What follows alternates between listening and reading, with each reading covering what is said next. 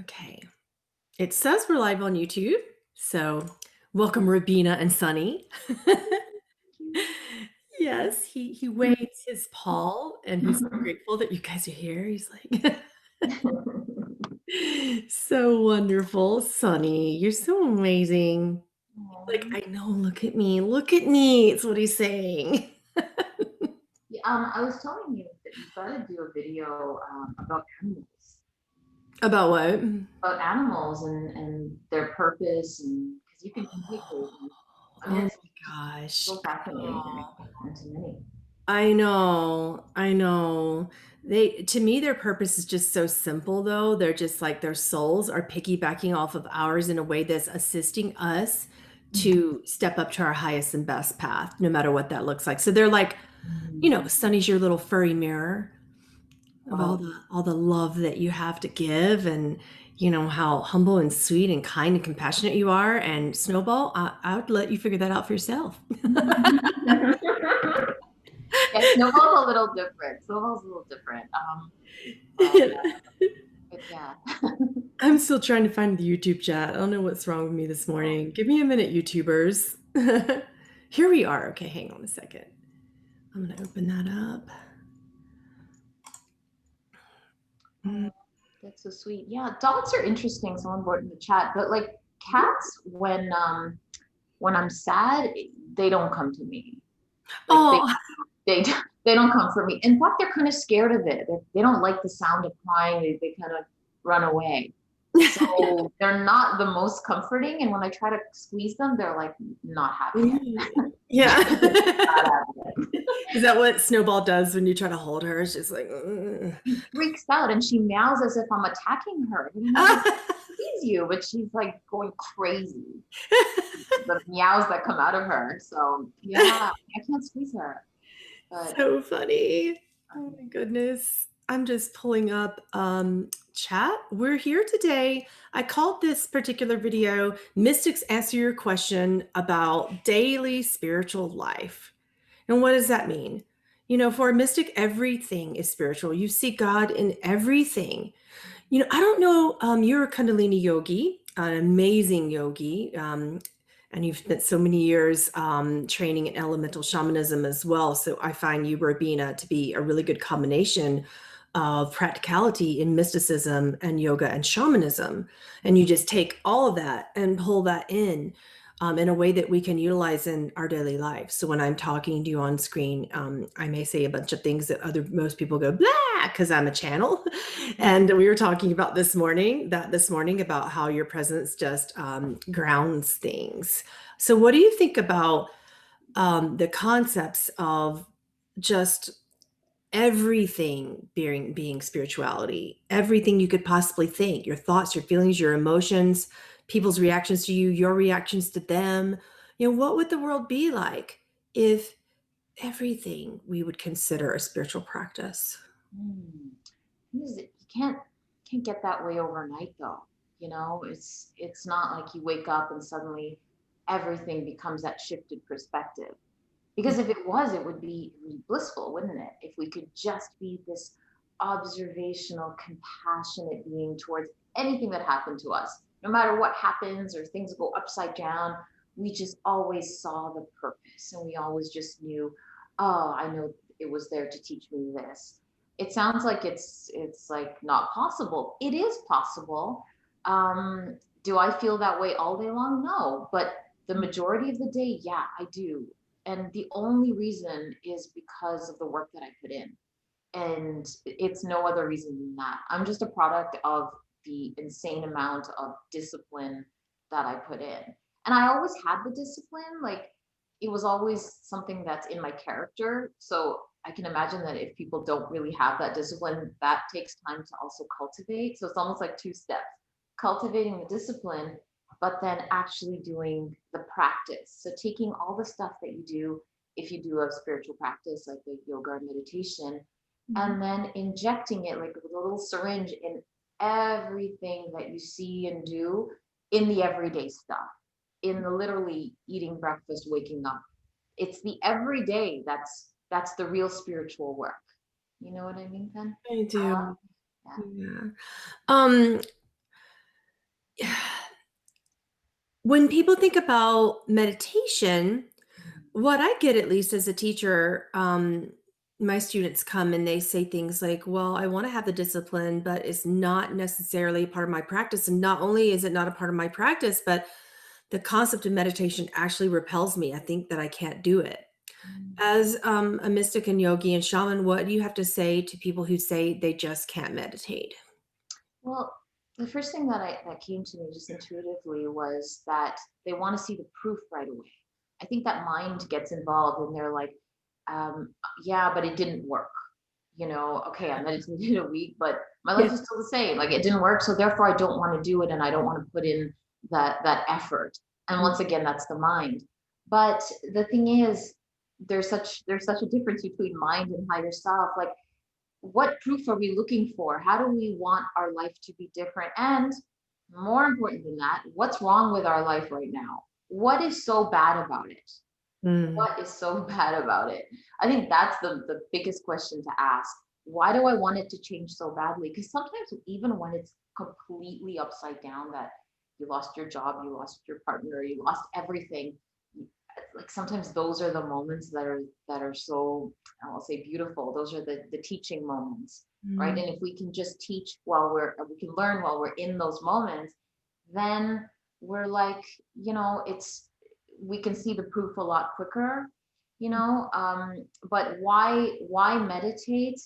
It's not necessarily to change our life. It's not necessarily to change anything, because maybe things are not to be changed, right? Maybe it's something that's a lot deeper. It sort of connects us with who we are, and having that feeling of kind of being plugged in, like a plug that's just sort of connected to who we are. We get to do all the same things we do every day. It's not like things are going to completely change, but we do it with a different perspective on everything. We do it with, oh my God, now I understand the purpose of everything. Now I understand what my real mission is. It wasn't to be the VP of marketing at that company, it was to experience compassionate acceptance of myself through all of these interactions that I had with my boss and my coworkers. Oh my God, that was the real purpose, not to have this title, not to have that. You know what I mean? It's like those little things throughout the day that meditation helps with.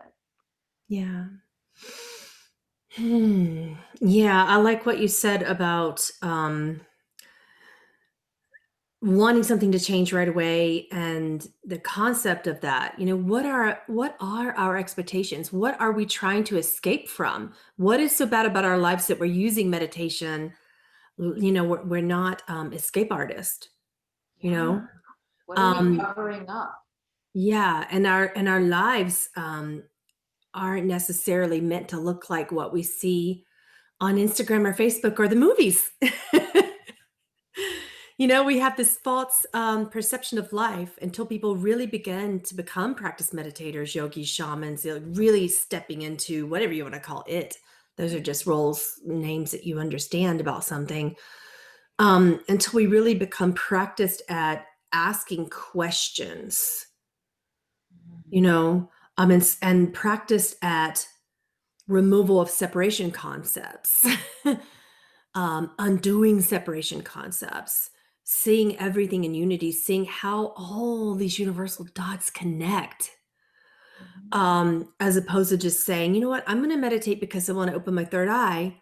How about I want to meditate because I want to see God in someone and I want to see God in myself.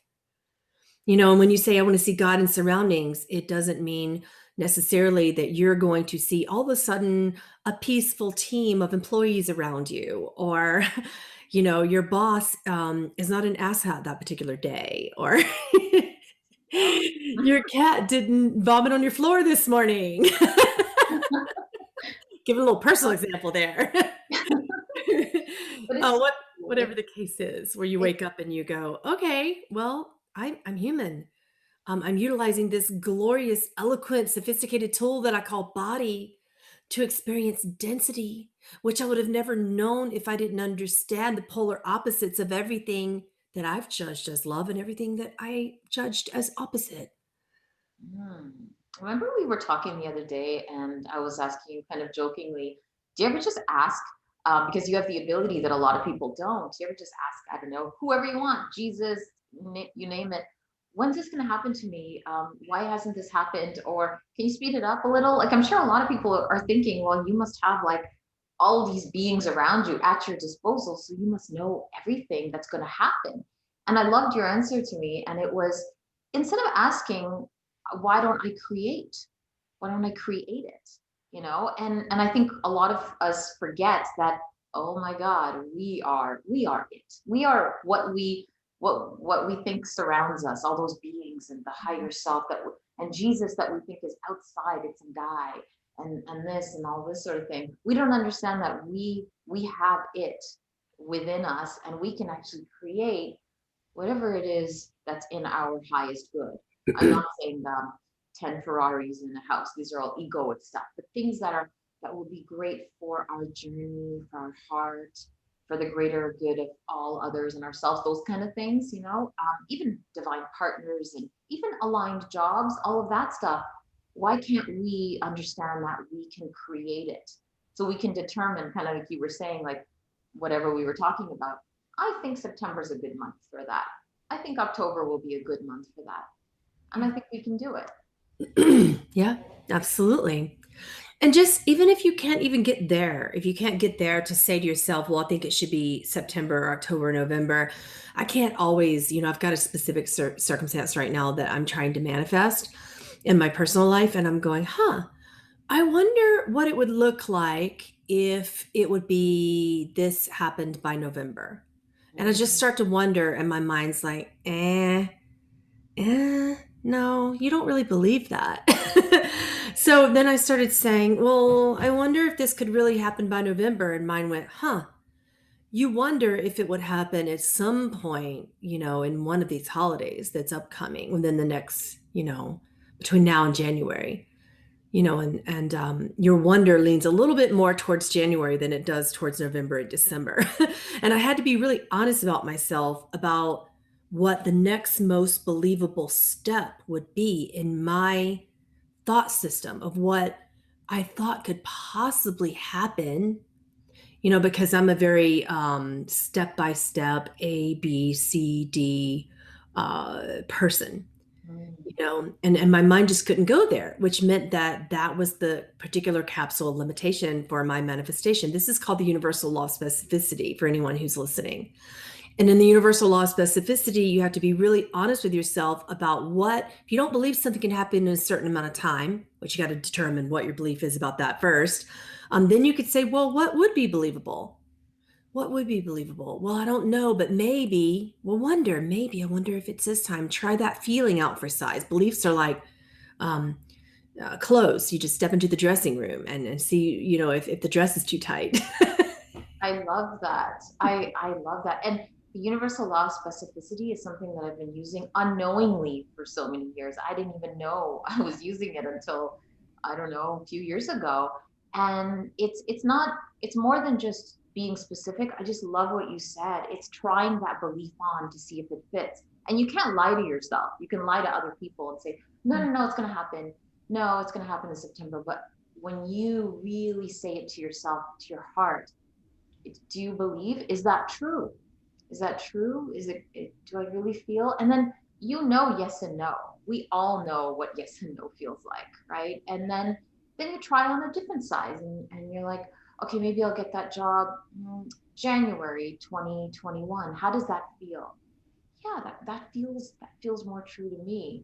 Okay, great. So now you're one step closer in the specificity of it, in making it sort of blossom and come to life. And that's how to create it, just one little petal at a time. And then you just sort of glue all the petals until it becomes this flower. And it was all you. It's not like you had to talk about it with a million people or do all this effort and all this sort of stuff. It all happened right inside, you know. Right. Yeah, and when it's happening inside in that way, it may not seem as practically apparent in your day-to-day life. And then one day you wake up and you're like, oh, look at that, I'm married. I have a feeling that's how my life is going to go. Like there's certain things that I know that are going to happen, and then I just go, look at that, it's here. And look at that. We're closer. We're one step closer. Or look at that. It already is here. I try not to get overly attached to the concept of when something's going to happen. I Mm, just get calm and settled in the fact that I know it's going to happen. And then I just, when you know something's going to happen, you're not waiting around on Christmas Day to open a present. yes. Oh, I love that. I love that. And you and I talk a lot about men and women and all sorts of fun topics. And of course, like I've seen the person that I'm going to meet. A possibility. I mean, there's a million I've possibilities, and seen so him too. and you've seen him too. And it's even more frustrating actually that we've both seen him Yes. and he hasn't appeared yet. But by the way, so many things have to align for that thing to happen. And again, sometimes it feels like you're just drudging along and oh my God, it's not happening quick enough. Well, great. That's the moment where you get to recognize that's my mind that's trying to move too quickly. And when you try to move too quickly, that's when things get a little bit wonky, right? And Right. so many things have to happen. And time is something that I don't know, you just have to, there's something called divine time, right? It's not really, can I say this, Pamela, that it's not really up to us? Like time is such a funny thing. Like I would love Of you course, to, it's not up to us. If we yeah. can just take that right off our shoulders and just feel relieved about that. It's not a powerless statement. Time is a creative construct, and if we could control it all, we wouldn't be here. No one's meant to know when they're going to die. No one's meant to know when they're going to be born. So why should we be choosing exactly when everything else in between, which by the way is more important than life and death? Life and death is just like, you know, a simple stage of being, sort of like, you need to go to the bathroom, or you have to eat dinner, you have to exercise. Life and death should be put in the same order of the same equality, rather. As all those other daily functions that we have to do, right? We have to live, we have to die, we have to eat, we have to sleep, we have to drink water. What's more important is the things that we're feeling, the way that we're feeling and perceiving spirit and connecting to other human beings and to the human life experience in between that. And we're not meant to know the time, because if we did, do you think that we would really live our lives? Do you? I mean, I don't. Mm-mm. No, of course not. Of course not. And it's that in that living and in that experience where we can learn and have a chance for that thing to happen later on or whenever it's meant to happen. But without that learning and experience, forget it. That guy part in the job will just kind of, it'll still be there, but it'll just be a little bit there and a little bit move further until you learn because you have to go through those steps. And it's frustrating because I suffer from impatience. Like human am hugely impatient because I want everything now. I don't want to wait. And you know what? Sometimes you know that I play with time a little bit. Like if I do something, maybe a lot of people would be like, well, maybe do it for 5 years and really be good at it and then move to the next. Nah, 6 months is good for me. I mean, you know what I mean? And then I'm like, okay, now what? Now what? What next? When you're a creator, that's how you think. You're like, okay, now what? What next? I'm here to create. I want to create more and different and just move. Not better. This is not better. It's just different, different stages. I want to learn more and expand. You know. Yeah. So, You know, um, the mind teaches us a lot about where we think we are, mm, and it'll say, you're not here, you're not there, or wait a minute, you're already here, so you should already have that, or be in a relationship, or have the job you want, or be where you think you want to be. And we put these concepts, we place these concepts of accomplishment to spirituality, including time as an accomplishment. So it's interesting that that comes from the law of attachment. mm, And when we aren't aware that we're operating deeply in attachment, then everything becomes so chaotic because we placed all of these egoic beliefs about when something happens, or if it happens, or if we're even worthy of it, or maybe we think we're ready for it, and then it's not happening. And we get this kind of underlying resentment in the universe, and put that out there towards the universe, which, according to the universal law of persistence, what you put out there is absolutely, if you're persistent in putting it out there, it's going to come back. And if you're resistant to something. Doesn't matter. Energy is energy. The universe is going to give you back what you're resistant to, in a way to help you become more flowing and allowing of what it is you're resistant towards. So it could be really easy to just throw in the towel to all this, but it could be easier to just stop putting so much thought-based effort in your belief systems about what you think you know. It's just such a sacred thing to do, to say, you know what? I want relief. When people come to me as students, and they say they want peace, what they're really meaning to say is, I just want relief. I just want relief from all these thoughts that I've created that cause me to suffer. Mm. It's interesting. This morning when I taught meditation, I teach every Friday morning. Um, there was a pranayam portion, which is the breath, and the second part is the meditation. And so the meditation today, and it's such a great one, was literally silence, because I wanted the students just to get used to a little bit of silence. No music, no mantra, just complete silence.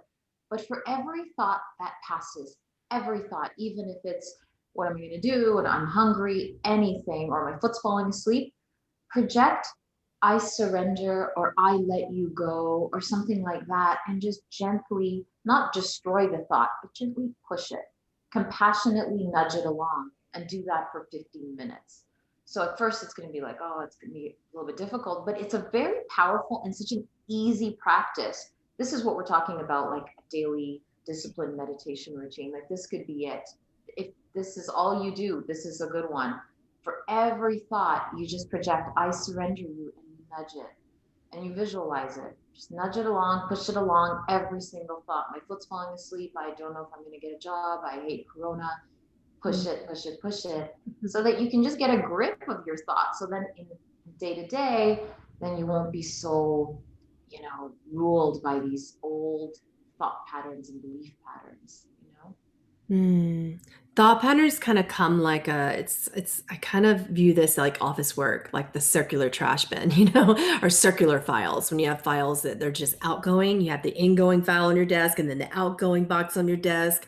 I don't know. It's been a long time since I've worked in an office. Do people still do that? They have files, they just don't have physical files anymore. I don't, Yeah. not a lot of people have like file folders, but they have it. You have file folders in your mind, you have it in your computer. But yeah, we all file things away. We all file things away. So when I did work in an office, I had these two little boxes, and one was for incoming, like memos. If someone wanted to walk by my desk and drop down a little memo or letter, it would be there. Then I had outgoing, which meant my assistant would come and collect it and take it to whatever memo was supposed to go to somewhere else, or some file that needed to be somewhere else. And my thoughts work a little bit like that. I'm always having incoming thoughts, and I recognize that I was just simply allowing them to just sit there and percolate, like a coffee filter, and the coffee's there, and my emotions are the water. I'm constantly pouring water into each little thought. You can imagine, have you ever thought have you ever thought how many thoughts you have? But that's what I want to say. Yeah. Have you ever realized and observed how many thoughts flutter through your mind in just a 5-minute process? Oh, we should write it down. That could be a practice. Just write down everything that you're thinking. And it's scary because you're going to think, oh my God, and far-fetched, crazy thoughts, whatever it is, just write them down. And how many of them come from a place of love and better your life? Probably not a lot. It's probably just like 95% is just worry thoughts, old thoughts, like you said, that Yes. were just percolating, old ones, And you and I were talking about our technique for wonder instead of worry a few days ago when you asked me that question that you also asked a few moments ago about, what do I do? Do I worry about, we were talking about the specific thing I want to manifest. And you're like, well, do you worry about when that's going to happen? And I'm like, I don't worry. I wonder. I wonder when it's going to happen. Because number one, that prevents my attachment and all the thoughts that create the attachment and the emotion attachments that make me suffer, like in that particular case, I miss that particular person, right? And, and my partner lives in another country. So I'm like struggling with, the missing attachment, right? while we were waiting on things to happen that right now are so slowed down because, of COVID, right? Immigration isn't happening right now. So we're both just like sitting with that. And if you let that thought of missing someone that's not in your life percolate too much, it will completely throw you off center to everything that you're trying to do in your Mhm. spiritual path. Everything. Like, for that whole week that I was feeling that, I couldn't teach a class effectively. I felt like I couldn't design a program that I wanted to design, for you guys. I felt like I couldn't write my book. Like, I'm like, I just can't do anything but think about my attachment to this thought and to this circumstance. So instead, I let that water, just like, speaking of water and coffee machine, and if your thoughts are all the grounds, the thousands to millions of thoughts probably that float through in an intelligent mind in any given moment, the more intelligent your mind, the better the thoughts. The water's the emotion. So instead of clogging that filter, I let that hot water just pour through. I let that emotion just pour through. So I just kind of spent some time just really crying about it and letting myself grieve that feeling of lack and that feeling of missing. And then realizing that it's not actually possible in oneness to not, it's not possible to be separated from people that you love. That's just a physical misperception that your mind is attaching to, Mm. like how powerful that can be. And I've had many challenges that way this week. Like, one of my closest friends told me that she likely has a lot of malignant tumors and none of us expecting it. And my thoughts were like, I'm a medical medium. Why didn't I see that? I'm the medium for her husband who also recently passed. Why didn't he tell me? And then I got mad at him. I'm very human, guys. I got mad at him and I was talking to him and I'm like, I love you, but why? You're like my dad and she's your wife and they have kids. And why didn't you tell me these things? And I'm probably going to cry just talking about it. But I was just so upset, and I had to kind of just sit there and let that percolate through. And then they gave me the answer.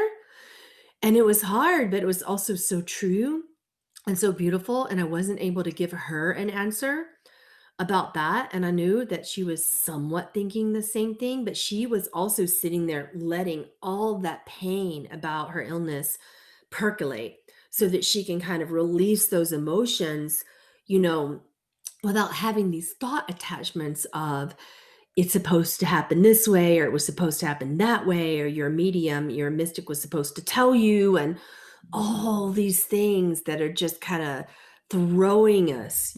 People are losing loved ones to corona.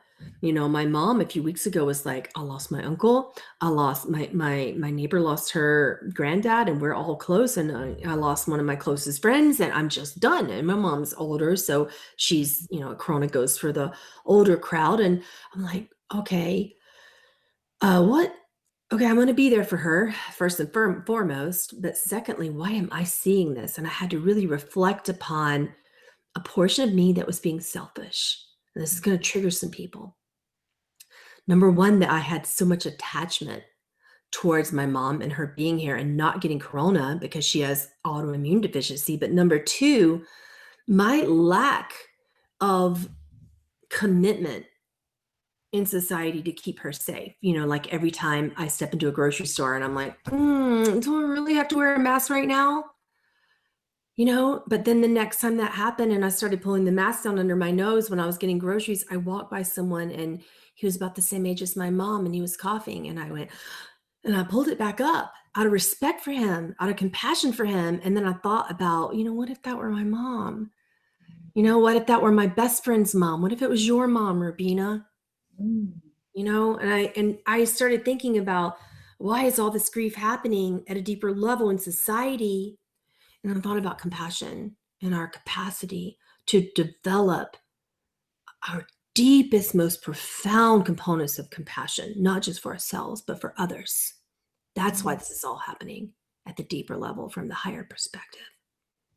I've seen a lot of people, in fact, in the spiritual community, that that are doing really great things, but instinctively they don't think of others, which is really interesting to me. That being in the spiritual community, their reflex isn't not me but them. Maybe I'll just put on the mask for them. It's not there. So just because you're on a spiritual path, just because you, I don't know, opened your face of intuition, your third eye, doesn't mean it cultivated that compassionate heart.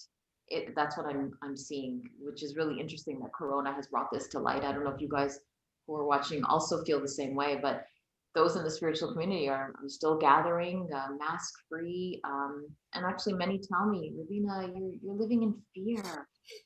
Oh my God, all this sort of thing. It has nothing to do with fear. It has to do with just thinking of other, of just being compassionate to other. But how do you cultivate that? It starts from you. It starts by being compassionate to you. It sounds really easy, but that's just the place to start. It doesn't start from other people. Right. It's you. It's honoring you and taking care of you and not being hard on you. Yeah. Day-to-day stuff, you know. Oh, it's so bright in here. I just really looked at my screen and I went, gosh, I'm just like,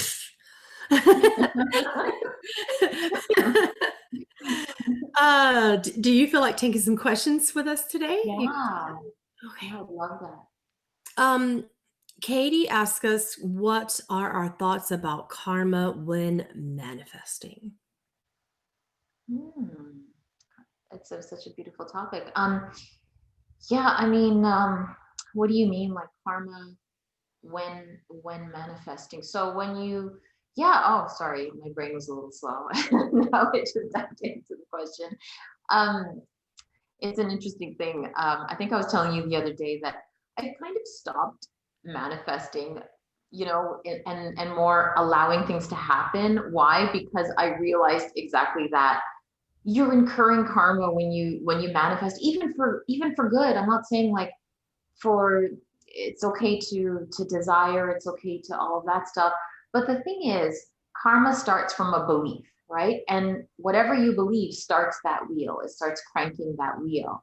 And if, let's say, you believe you are deserving of love, and then you have these thoughts of love, and then you become love, and you speak of love, and then all of a sudden love comes. It doesn't, the thing is, it doesn't mean that that was um, for the highest reason of good. I don't know how to say it in better words, but for the greatest good. So Right. for example, right now, I definitely want a relationship. I can manifest one, but it might just be one of the messier karmic ones, right? Because I've lived so many lives and I mean, there's so many connections that I could probably make, but I don't want that because then it's going to incur more karma. Then I'm going to go through all sorts of experiences and then it's going to be dramatic and then I'm going to be in love and then I'm not going to be in love and all sorts of stuff. And then whatever you give out, it comes back in terms of energy and then you have to clear it again. You know, so we have to be very careful when it comes to manifesting and instead practice just being and allowing things to happen and focusing on that inner journey, having beautiful desires and all of that stuff, but trusting that there is a plan for you. So that's what I believe in today. Wonderful. I feel what you're saying in terms of highest and best. I feel like that term highest and best can be interesting because it's the path that we already created before we were even aware of placing a definition upon karma in the first place. Yeah. It's, some people call that divine will, God's will, predetermined, destiny, fate, so many different words for the same thing. But what if we have a beautifully aligned script that's just meant to naturally flow along in ways that we couldn't possibly understand from our minds? We can judge it, but what you don't understand from the ego divine will. It's impossible. You can't understand it in that way. So even the terms like but people consider terms like, this is my karma. When something bad happens and someone says, that was my karma, you know, or what comes around goes around, karma's going to get you. Do you guys hear that a lot? Being thrown around, you know, kind of haphazardly in spiritual communities as if karma is a punishment. Or if something good happens and they start talking about Dharma, oh, it's your Dharma, as if it's your reward. Dharma is energy that's reached a point of stillness. That's all that it is. Karma is energy in motion, that's moving, that's creativity. That's all that it is. Like attracts like, and from the world of quantum physics, every action attracts an equal and opposite reaction. And if that's true, what you put out, no matter what it is, comes back. It's an energy boomerang that's moving. And when it stops, that's stillness, that's peace, that's Dharma. Now, so many people say they're ready for that. As a yogi, I want your concept on if people are really ready for that or not, for that stopping. If you do the inner work, if you reach to the point of really, really knowing yourself, and again, cultivating that compassionate heart, yeah. But if you're living a life that's focused on everything outside of yourself, then I would say no, it's not. People are not ready for that. It's You have to reach that inner state of balance, and you'll know when you get there. And if you question it, then you're not quite there. And it just means, once again, going inward. There's really no other way, I believe, than to just go inward and get to know yourself. And that sometimes involves being alone. It really does. Even if you're living with people, you can still do that inner journey. It doesn't mean you talk about it. It doesn't mean all of that stuff, because then that sort of activates the mind. You know what I mean? Mm. But it's exactly that. I mean, I would caution against active manifestation unless you kind of know what you're doing, unless you feel like, okay, you are at that balanced neutral state inside where now you can create, and you can use that wonder to create. But Right. if things are going a little wonky inside and you're having all sorts of thoughts and worries and all this sort of thing, not the best time to manifest, because you'll just recreate that. It'll just come. That worry will just show itself to you. Yeah, it's I sat with that recently for myself personally, and it was a really interesting experiment, because I've decided to only wonder, and wonder's a powerful energy, so I probably shouldn't say only because every Mhm. time I wonder about something, it seems to just happen Yeah. exactly how I wonder about it, Yeah. even if I'm wondering about something that produces a worry. Yeah. So this is what we call the shadow side of manifestation. If you're working within a shadow, that is, and what I mean by shadow is an emotion that's opposite of what you perceive as light, because people have attached light to being something good and shadow to being something bad.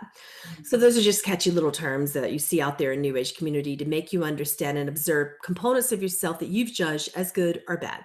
This light or shadow, right? So the opposite of love would be a shadow of love. So that would be a fear. So say if I'm thinking about love, but I have a secret fear that's there, that's in a worry, then I don't need to be playing around with manifesting. I don't need to be playing around with it. So the only thing I play around with when I have worry there or some fear there, when I'm trying to manifest something, I will only wonder about things that have no fear or worry attached to them. I I love will that, only because if you're that's true. Like, if you're worried about, what if I don't have a job? What if I don't meet someone? Okay, maybe I should manifest. That's not the time to manifest. That's because we are very powerful, like you just said. You can actually get a job. You can actually get that partner, but that experience will not be as harmonious as if you cleared that worry first and then manifested or invited, whatever word you want to use. Right? There's a little bit of a sequence that has to take place. You There know. is. Yeah, I agree with that, and you can clear that worry. So, I know this might be a little bit of a Lilith way to do it, but, that's a component of my spirit guide essence that likes to manifest things in a way that says, "Oh, you're worried about it? Well, what's so bad about that?" So, here's her process. When I'm really worried about something and I'm considering trying to manifest, but there's a worry in the way, like, I'll give an example. I wonder if it takes this amount of time, for something to happen. I don't like time. I don't like waiting on things. I'm a lot like you in that regard. And then I was like, well, then I guess I would just be waiting. Okay. What's so bad about that? Well, I will, in that particular case, I'm trying to manifest my partner to get here sooner from the other country. So in that particular case, it was like, well, then I will really miss her. Okay. Well, you'll have to really get used to what grief feels like, Pamela. You'll have to get used to it at a very deep and personal way, not just holding space for others, but to really grieve that person, like in that to understand um, how it feels to be one and separate simultaneously. And I'm like, okay, that's going to suck you up for it. Yep, I got this. I can do it. If that happens, it's going to be okay. and I just kind of made peace with that. I had to forgive the worry within all of my attachment thoughts. So every time I would find an attachment thought of, oh no, I want this, but what if it blah, blah, blah, but what if it blah, blah, blah. See, I don't have the same type of fears that most people have in relationships. It wasn't, what if she cheats on me? Or what if da, da, da, or what if she's not right? None of those things come up for me. But if you have them, in a relationship, you need to face it. And not just in that, but with your boss or with your children. If you have this, I mean, I've done that with my cat. I recently had a cat run away while I was visiting my partner out of country. So and he didn't come back. So I got another cat. And of course, my worry was like, well, what if when you go away out of country again, Gary's going to run away, your new cat's going to run away. And then you have to face your fear that something's wrong with you and that cats don't like you and they want to run away. I'm like, Right. okay, well, I guess I'll face my fear. It's about that. I did the same thing with children. Not to say I'm not going to have children, but Mhm. I made peace with the fact that I may never have children. And that's a very scary thing. Mhm. And so the way I did it was I would ask myself, and I would actually, beyond ask, I would tell myself. So I wanted to go a little bit further. You will never have children. How do you feel? Oh my God, panic, right? What do you mean? Of course I want children. Okay, well, what's so bad about that? What's so bad about never having children? Well, then I won't ever get to experience family and I won't ever get to experience love. Why can't you experience love for yourself? I guess I could, but it's not the same. And then I would go to always external and attachment and that kind of thing. So when I went through the process, I would go through it for a long time until when I asked myself and told myself, you will never have children, until I got to neutral, until there was no fear of not having children. Then I knew, I'm at that space, like I was saying before, of neutrality, balance. Now I can wonder about children without the fear, right? And that's that. And again, it wasn't that I'm never going to have children. It was just that that's not the place to start. You got to start, and it's scary, right, to go through that process and kind of almost not really psyching yourself. It's a bit deeper than that. It's getting to that deep, deep space of balance. And then I realized, oh, I'm a creator. Now I can create that family from balance, not from fear. You can't create from fear, you Yeah. know? Yeah. And then just all the different potentialities of what that might look like, Yeah. about the how to do it. I've noticed in particular that my clients who want to have children and haven't yet by a certain age start to get really, really anxious. So I'll tell you what seems to really work for clearing. I sit with my clients and I'll say something like, have you thought about the various ways that a child, if you're meant to be a mother, can we accept you being a mother and you know it deep within your heart without the attachment to carrying a child in your body, Mm. without the attachment to it must come in a loving partnership and relationship, or just let's not say that because that sounds odd. Sounds like I'm asking you to be with a jerk and I'm not. But let's say it comes with a relationship. It comes with the ideal partnership where you're married and now you get to have a child because you're married and everything's perfect or whatever. Mm. It comes with the ideal situation in a partnership. Maybe it's not. Maybe you don't have children, but maybe you adopt one together. Maybe you completely get married and everything comes and you struggle with having kids and you know, go through something and then you eventually do, but you adopt first. Or maybe you don't at all and you only adopt, or maybe that person comes with a small toddler and the love is so big that you can't possibly even conceive of having a newborn. Like there's so many different ways, to um, Yeah, I mean, when a soul is meant to, when you're meant to meet a soul, you're going to, no matter what that channel is. Could be your own channel, it could be another, but it goes back to that trust that there is a plan for all of us, and we can't mess up. We didn't do anything wrong, so that we're never going to experience that. If we have that desire to have a child, it comes from somewhere, right? We didn't just make it up. We didn't just see it on TV. It's because we know that that's part of our plan. That's our signal that, oh, we only long for it because we came in here knowing that that's what we are going to do. Therefore, that's the proof that you need. So you don't need to ask anyone else, like, is it in my plan? that is your proof when you have that longing. And it'll happen exactly how it's supposed to happen, when it's supposed to happen. It's just that when we begin this attachment towards it's supposed to happen this way or that way, or with a person, or single, or nobody ever says single. I rarely have a woman sit down with me and say, I'm meant to have a child and be single. Yeah. But it has turned out that way with a couple of my clients that when they said, you know what, I'm going to have a child. I don't care if a man comes along. And then they went. I had a client go and in her 50s have twins. Oh, And wow. now she's with someone, but it took a long time. She had to trust having children first before, and that was her alignment that she had created. It wasn't karma. It was her dharmic alignment with how it was supposed to how all the chips were supposed to fall, and how all the puzzle pieces fit for her was meant to happen in that way, because her husband to be fell in love with her because of the twins. He was their Oh, pediatrician. And oh, one wow. of them had like a unique problem, and that's how they met. So it's like it ended up being just an incredible relationship. And I see them posting pictures of themselves all over Facebook today, all together and happy. And I couldn't have told her that. Like, I didn't see that. And this is an interesting thing as a psychic, that vision wasn't shown to me, Mhm. because we worked together for about 11 years on her fertility issue. And after around, I think it was 12 years, actually, 12 years when she got pregnant and everything happened. And then in year 14, he showed up. We had stopped working together by then because my only role in her life was to help her find a child, have a child. So, and she had two beautiful children, a boy and a girl, and she's just so grateful. And her energy settled. I need to find a man, that settled. Yeah. And she became so content with the kids that she didn't even care. And then one of the kids got sick and she met their soon to be dad. And they fell in love and had a whirlwind romance and got married that year. And then they had more children, which surprised them because she thought she was infertile. Oh my God. Yeah, so they had another little girl. I recently found that out. So there's all these things, like if I had known that as a psychics, don't beat yourselves up. Channels, don't be so hard on yourselves.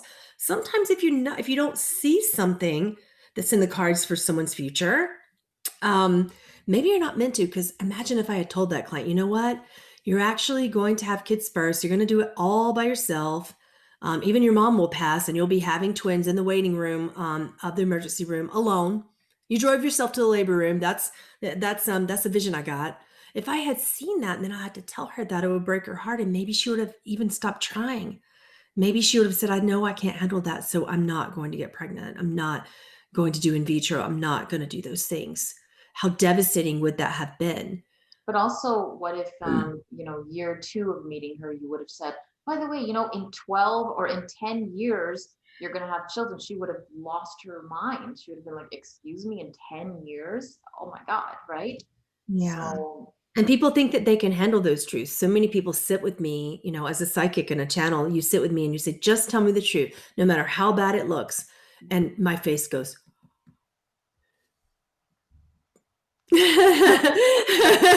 so I made a pact with spirit yeah. recently, within the past 2 years. I said, do not tell me things that people can't handle.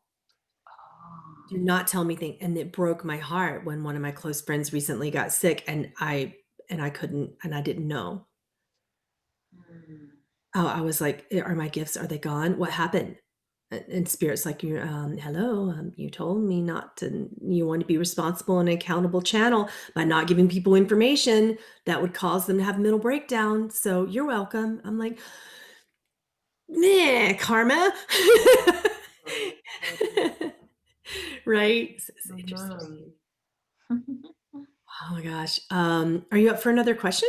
Sure, sure. Let's do The it. next one from Nicholas Ung is, how can you tell when your soul is trying to give you a message about what feelings and minds, how can you tell when your soul is trying to give you a message?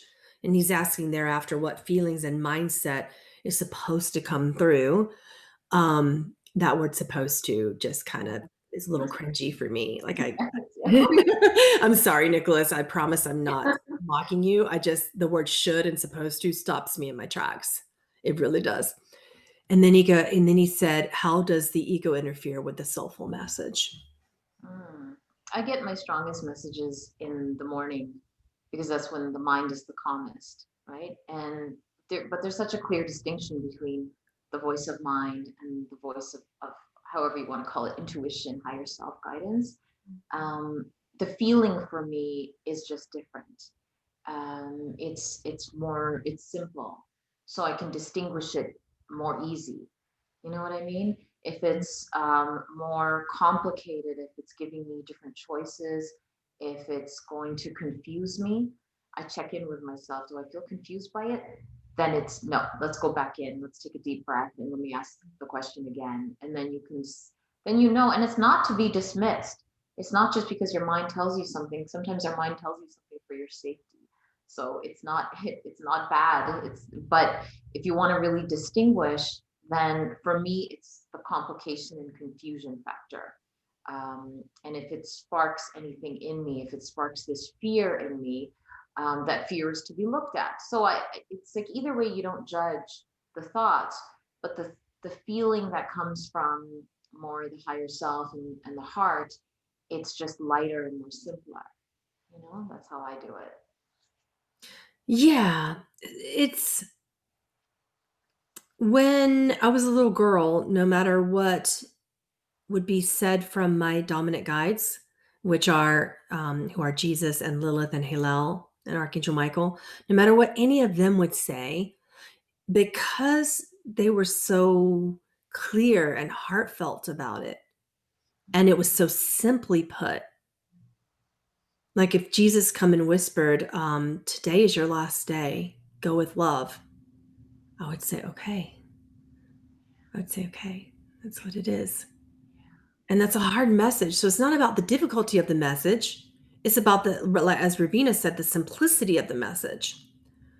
Yeah, that's it. Um, The simplicity of it. It's before I went to bed last night, I was asking some questions, and you know, it was just that I was only hearing the simplicity, so I knew that okay, that was my whoever it is, higher self, truth, guides. It doesn't matter who it is, but I know that that's the truth for me.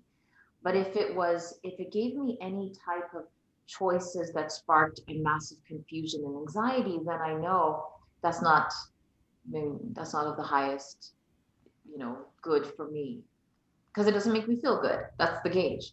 Did it make me feel well and balanced? Not good as in that false, spiky, happy. Good as in against that neutral, balanced state. Did it make me feel that kind of that nothingness state? That's what I'm after, you know? a nothingness state. Mm. You could just hear something and soak it in. Yeah. That doesn't spark another thought. That doesn't spark another idea. Yeah. Because, I Yeah. think that's also the gauge. Like if you feel like, okay, well, then you start thinking of many, many thoughts, then that probably wasn't from that space of truth. That's interesting because thoughts can be like dominoes. Yes. And I don't know about you guys, but my thoughts are not a simple train of dominoes. They look like more like one of these artistic tables of dominoes where someone has sat for a very long time and they've made like a dragon out of it and then it flows this way and that way and it's this whole thing, right? So I also pay attention if source gives me an idea, and it's just a simple idea. You know, recently it was don't just work 101 with mystery school. Bring this path in small groups of people around the world. Now's the time. And it was that simple, right? My ego got a hold of it. And it was this domino train of this, and but it's too expensive, or I can't do it. It needs to be 4 weeks. No, it needs to be 5 weeks. It needs to be 6 weeks. Well, there's only 9 people that can fit on Zoom together. Spirit's like, it only needs to be 9 people. But then it needs to be expensive and Corona. Well, you need to be paid. I'm like, the spirit would answer so simply to each little domino. So the dominoes were going there. My mind got a hold of it, and then my mind said, well, maybe that idea is not for you. So then I haven't done it in 3 months because the mind's like, well, you're complicating it, which means it's not from spirit. But spirit's like, oh my God, just start. Just start. You've been teaching individually for 10 years now with mystery school. It's time to do it in small groups. It's not a big deal. Just do it, and all the little creative dominoes will work themselves out. So don't feel like you're being misled from spirit if for some reason ego gets a hold of your spirit-led simple thought and tries to complicate it and scare you. Completely. It's the same thing that happened to me. I'm creating this corporate offering. And for about 2 to 3 months, I literally just kept hearing the voice, they're not going to get it. It's way too complicated. What are you doing? The corporate world is Oh, not same ready. thing. Yeah, me Yeah, too. for your crazy spirituality. They're going to think you're out there. You're not going to take it seriously. Oh my God. And every time I would write something, I would just delete it. And I was getting nowhere for about 3 months. And then I was just so hard on myself. I was like, oh my God, I wasted 3 months. I could have just finished this. And then finally, I took a break. I did nothing. I literally put it away and just pretended that I'm just not even going to deal with it.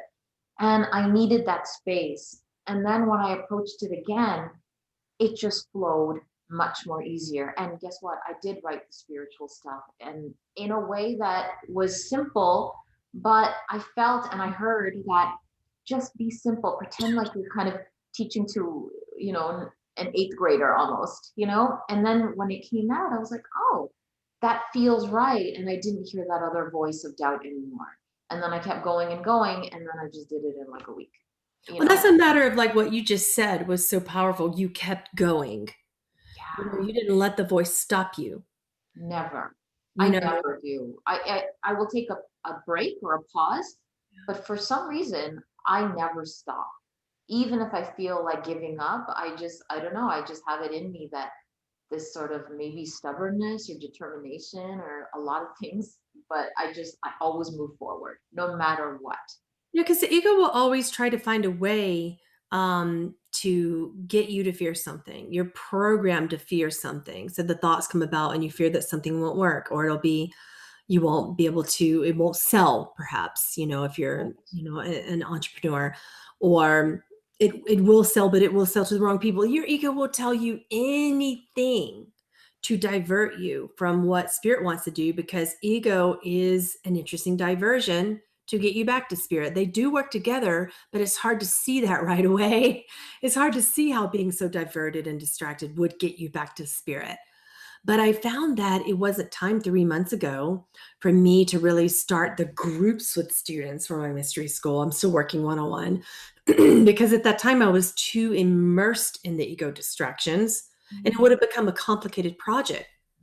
Versus now, when I look at it, I'm like, oh, you know, I get this now. I remember how to make this simple again. I remember from the other lifetimes of me being in a scene and making it simple by then. I don't have to change my work or complicate my work in order to fit everybody else's need for complication. Yes, I totally thought this almost the same thing. And the funny thing is, after that break, the ideas that I came up with of how to weave things together, I don't know if I would have thought of that 3 months ago. I think again, with the divine timing, there is a timing for everything. I somehow magically just came up with this amazing sort of framework. And, it's very spiritual stuff, but it almost doesn't look like it, Mhm. kind of appropriate for the corporate world. And it just sort of came together when it was meant to come together in that timing, which happened to be now. That's so beautiful. I can't wait to see what that looks like for you to show us what that looks like as well. And I love that you're helping people in corporate fields. My ego, when I think about what you're doing, my mind goes, oh my God, if you try to sell mystery school to the corporate field, they're going to think you're a cult. My mind goes straight there. It's like the deepest worry. It's like sacred, because we do sacred initiatory rites. We do all sorts of beautiful Essene ceremonies in our mystery school. And my students who are already patrons or have been students for a while, they understand that. You've been watching my channelings a long time. You understand ceremony, right? But when you just said that, ego tried to distract me. And it was like, oh no, You're going to get a judge or a lawyer or a doctor, and they're going to be like, what do you mean light a candle and do this? And what are you going to ask me to do next? Put on a black robe? Well, you know, Or guess sacrifice an animal or yeah, something. yeah, yeah. Or if you do put it on a black robe, does that mean that we're going to sacrifice a baby now? And then I'm like, and New Agers are going to think you're Illuminati. Like my ego will take a simple sacred thought and go, here's a way to take it away from you. Yeah, no, for sure. I mean, but there's always a way to inspire different groups of people. So don't be afraid of the corporate people. You know, there's a way to show people in kind of like, and you just sort of have to switch your language a little bit. So that's kind of what I have to do. And what I'm doing in particular, starting with sales teams. So any kind of organization who sells anything. So my background is software. It's kind of what I know, but I know sales so well and all the sales challenges and every challenge we face when it comes to selling anything, whether it's in the spiritual area, whether it's a product, doesn't matter. We're all sort of holding on to these fears, and that's what's kind of acting as those blocks. So that's kind of what I'm doing. So there's a lot of mindfulness courses that are out there that help with anxiety, but that helps in the moment. It's kind of like a band-aid. So what I want to teach people is how do you go to the source? Because some people don't know how to get there. And so they need a guide to kind of get to the source, to clear all of those deep beliefs so that they can know success. And in the sales world, it means making numbers and achieving all these things like President's Club and it's quota based. So it's like making numbers is very, very important and developing connections. Now we have to connect on video, right? No one can go in person to meetings and boardrooms. It has to be done on video. So how do you connect to a person on video that you can't physically see, you can't shake their hand? It's not an easy thing to do for a lot of people, you know? Mm. So Wow, I've never stopped to think about how that affects the corporate industry. mm, A student just said, and one of my patrons just said that her hospital corporation has started training in mindfulness. yeah, so many organizations are, especially now, they're seeing the importance of it. And there's such an opportunity to help so many people, and everyone has different ways of and different interpretations of mindfulness. It's such a big word, right? And some people are really stuck in their mind and they teach mindfulness, and some people are in their heart and they teach mindfulness. So you can put your own kind of creative spin, and that's kind of what I'm doing. So Then maybe I'm teaching heartfulness. Who knows? you totally are. I hate the word mindfulness. I don't know if you guys feel the same way. It's like I feel like it keeps you in your mind. I don't know. It's such a weird word. I know it's Mindful. Yeah. mind is full. What? Oh, Very interesting. I've never been pulled towards that word, when I create my programs to help students, but the word heart is almost always in there, though. That's interesting. it is interesting. Yeah, well, guys, I think it's time to wrap up. I've got to get ready to go to work now and work with you guys. So, if you guys want to get a hold of Robina Dhindsa, you can find her at robinadhindsa.com. It's ROBINADHINDSA.com. She does a lot of work there. She works in small groups and one-on-one and so many different things. So she's a pranayama yogi and an elemental shaman and a spiritual teacher. She's really, really done her work on this planet. So I don't know. There's something about you, Robina, that just grounds me out when we do this together. So thank you for being here with me today. You're just brilliant. Thank you. It's such an honor always to share the screen with you and everyone else too. And thank you so much. Yeah. And if you guys want to join my mystery school, the only thing you need to do is just email me. It's not something that you'll often see on my website. But we are going to put the group mystery school coming up soon on my website just for people who want to work in small groups. Right now, I only work one-on-one with mystery school students to perform those sacred rites of connecting to yourself and the kingdoms of God within you. So I'm going to be starting to do that in a smaller way.